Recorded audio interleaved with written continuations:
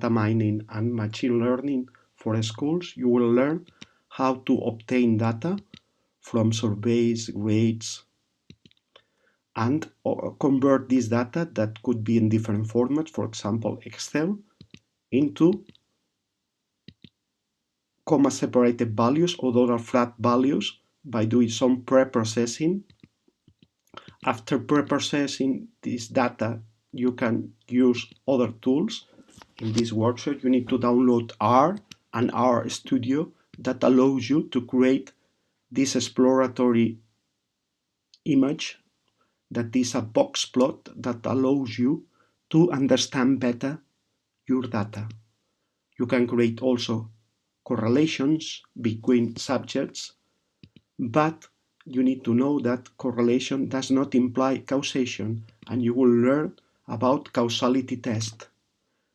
And you will use R and R Studio to do some analysis in order to know your data better, to cluster, order data, or create relationships. Or decision trees, as you have here. From your school data, you can obtain a lot of information and you can make your own decisions from this data.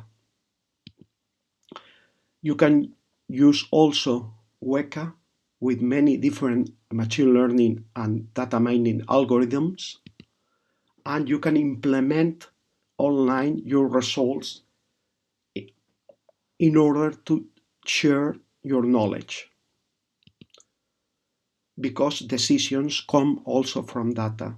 You can obtain more information in many books that are available. Thank you for your attention.